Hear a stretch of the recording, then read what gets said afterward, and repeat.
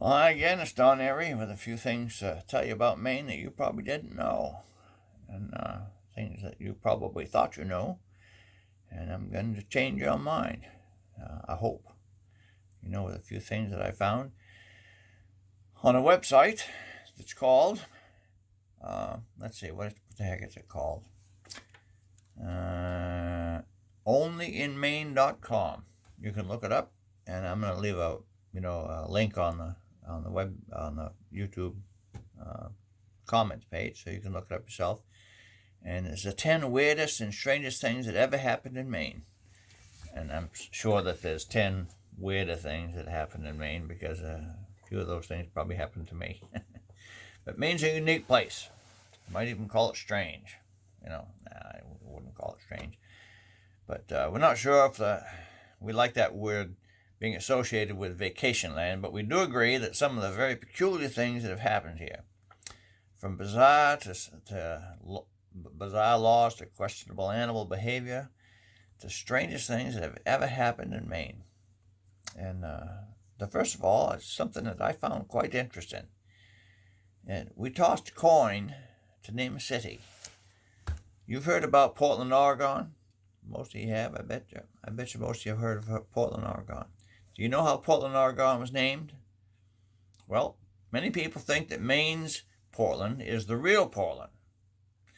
And some people think of Oregon when they think of that hip city that was mentioned, But in actuality, Oregon's Portland is named after Maine. Would you believe it? Yep. It came down to this. The Oregon city was created by two New Englanders. One was from Massachusetts, and the other was from, you guessed it, Portland, Maine. Yeah, he was a resident of Portland, Maine. Both men decided to flip a coin to choose the person responsible for naming the city in Oregon. Lucky for them, Francis Pettigrove of Maine came out the winner, and he was able to name the city of Oregon after his hometown of Maine. And so that's how Portland, Oregon got its name. It was named after Portland, Maine. I bet you didn't know that. Yeah, there you go. There was a blue lobster that was caught in Maine. That was a very, very rare. In 2014, Megan LaPlante and his father Jay pulled a blue lobster out of a pot off of Pine Point in Scarborough. Scarborough's just south of here. I get down to Scarborough all the time when I'm doing my Uber driving. The story has a happy, animal-friendly ending. You don't want to cook a blue lobster. They're just too rare, I wouldn't know how they taste anyway. The rare lobster was given the name Skylar and was donated to the Maine State Aquarium in Booth Bay Harbor. But that wasn't the last wacky lobster catch of the year. A few weeks later, the same lobsterman caught two albino lobsters off the coast of Maine. And guess there might have be gold in them there seas. That's just amazing. Number 3. Number 1 was the naming of the Portland, Oregon. Number 2 was the blue lobster, and then the same fisherman catching two albino lobsters. That was really an odd sequence of events. Number 3 was the North Pond hermit. I'd never heard of this story. He lived a completely solitary life for 27 years. You know why? He was a thief. He was staying away from the law. Christopher Knight was arrested in 2013 after a life of larceny in the woods.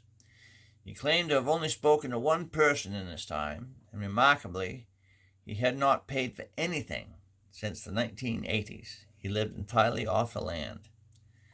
We don't have an image of him because, after all, he was a hermit. By the way, have you ever heard of the word hermetically sealed? Where do you think that word comes from? Hermetically sealed. It comes from the word hermit. Yep. Number 4. A University of Maine professor has created a golf ball that's made out of lobster shells. Now, why would you do that? Well, a lot of our golf courses are near the ocean. And he thought that, it'd be nice if our golf balls were biodegradable. professors, they're a little bit nutty, the Nutty Professor. There's even a movie called The Nutty Professor. Regular golf balls are not biodegradable and making them dangerous if they land in the water because the turtles and the fish will swallow them, and then they can't get them out of their gut, So with this creation, golf balls can now break down harmless in the ocean, so he thinks, I don't know about all the elastic and rubber materials and everything that's in there. But anyway, he created one that was made out of lobster shells. Good for him. Number 5, Bigfoot has been seen in Maine. Yes, sir. Bigfoot. Yep. Well, maybe. There's been a number of reported sightings involving a large creature that seems to walk upright. Might have been one of my friends. I've got a few guys that I know that are rather big. One of them, the oldest, dates back in the 1890s when a group picking blueberries reported that they came across a hairy monster walking upright on his hind legs that looked like a person. Probably was a person that was kind of hairy and was walking upright. The animal looked like an immense African monkey, they said.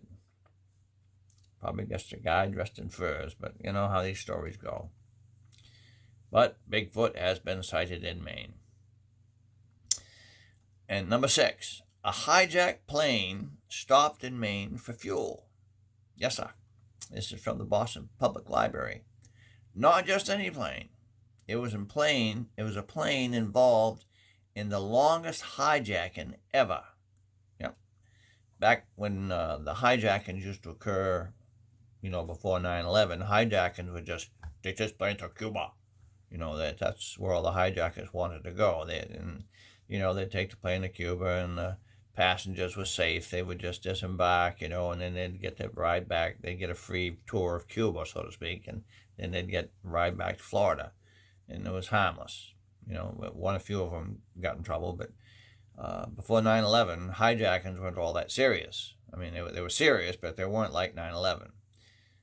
But this plane was headed from Los Angeles to San Francisco before the hijacker took it over on a trip to Italy to visit his dying father. Now, there's a reason to hijack a plane. If you don't have any money, so just go ahead and hijack a plane to visit your dying father.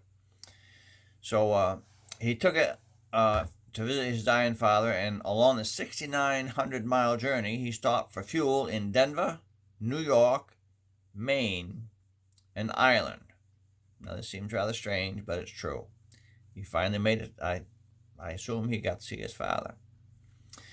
Number 7, there is a Maine island that was purchased and named Hawaii 2.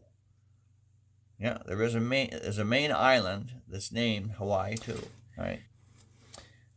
In 2014, the founders of Cards Against Humanity, I have no idea what that means, purchased Birch Island in St. George Lake for about $200,000.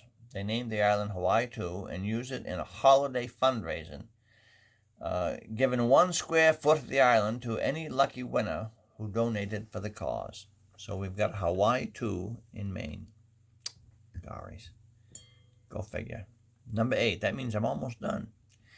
Maine, I didn't know this, and I never actually noticed this. I've been driving around Maine for 2 years now doing Uber, and I never noticed this. But Maine is one of 4 states that passed a law banning billboards. I didn't know this. I never even noticed the absence of them. But our land is beautiful, and we want to keep it that way, and it's viewable. And the other states that passed this law are Vermont, Hawaii, and Alaska. It makes Maine a beautiful state. Number 9. In 2013, now this is kind of funny, I think. I really do. I think this is funny. The Great Northern Paper Company was about to go under. It was having financial trouble, and it was going to go into foreclosure. But you remember that book? It was kind of dirty. Some people might think it's kind of smutty, and the movie had a lot of controversy. It's called 50 Shades of Grey. Remember that? Well, the Great Northern Paper Company signed a contract with Vintage Books to produce 3,000 tons of paper that were needed for the book. It saved the company. The Great Northern Company was saved by smut. Well, what do you know? Number 10, there are too many people connected by phone here in Maine. And this is getting to be a controversy. Now, I did some little further research on this than this article that I'm reading. And Mainers are just really attached to that 207 area code number. I went down to Cabela's, and they have mugs with the Maine, the Maine map on it, and they have mugs with just 207 on it. And it took me a second or two to 207. What in the world's that? Oh yeah, 207 means Maine, because that's Maine's area code. It's the only area code in Maine. It's been that way since 1947, when it was assigned to Maine. It's the only area code in Maine, and all you got to do in Maine when you want to dial up anybody, you just got to dial 7 numbers. You don't have to dial 10 numbers, like you'd have to do practically in every other state. And there's a danger that we have to have another area code, and it's getting people kind of upset. But I read something else about this from New England Cable Network News. They said that only about 39% of the numbers that have been assigned are actually being used.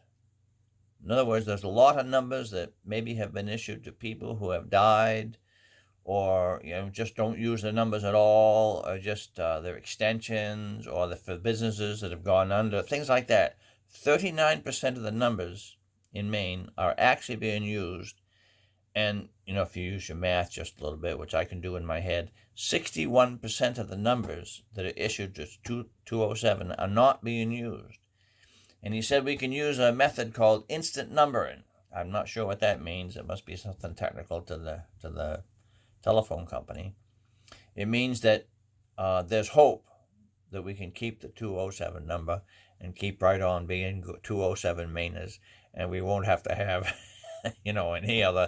any other area code that Mainers are just attached to that 207. You wouldn't believe it. They're fighting against it. They don't want another area code up here. We got 1.3 million people, and we figure we've got enough numbers, to go around, and we just don't want any more. It's just like that joke I think I've told you about before, about the Maine state legislature who said that he saw a lot of changes come against Maine, and he's voted against every one of them. That's the way we feel. There's some changes we just don't want. And changing the area code of Maine, we don't want. We want to keep it because it means Maine. 207 means Maine. And so we're going to keep it. Well, God bless you. You have a wonderful day, and I hope you learned something new. And I hope you got a kick out of it. All right? God bless you. Have a wonderful day.